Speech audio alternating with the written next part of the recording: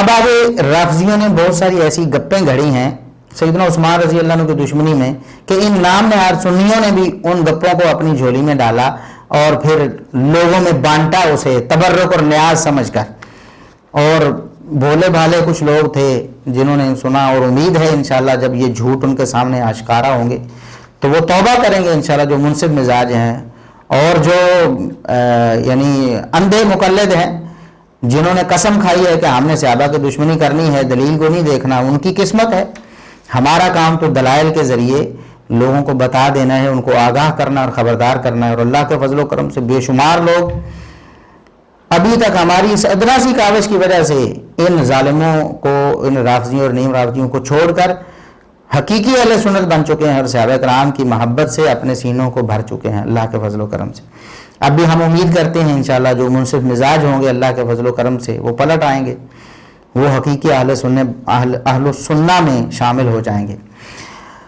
اب پروپیگنڈا کیا روافظ کرتے ہیں کہ سیدنا عثمان رضی اللہ عنہ جب شہید ہو گئے نا، ان کو شہید کر دیا گیا تو 3 دن تک ان کی لاش جو ہے نا وہ پڑی رہی، کوئی دفنانے کے لیے تیار نہیں تھا.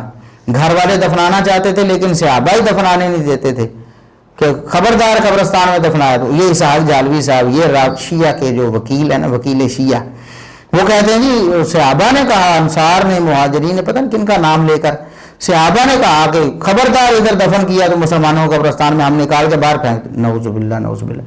کیا یہ تاثر دے رہے ہیں کہ نعوذ باللہ صحابہ کرام مسلمان ہی نہیں سمجھتے تھے سیدنا عثمان رضی اللہ عنہ کو؟ لعنت ہے تمہاری سوچ پر.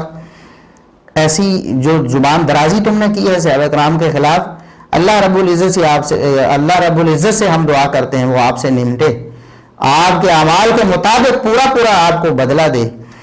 آپ نے جو یہ خباثت پھیلائی ہے صحابہ کرام کے بارے میں، تو یہ جو روایت ہے سیدنا عثمان رضی اللہ عنہ کی نعش مبارک جو ہے 3 دن پڑی رہی، اسے دفن نہیں کیا گیا، یہ سخت ترین ضعیف ہے. تاریخ طبری جلد 4 صفحہ 412 پہ.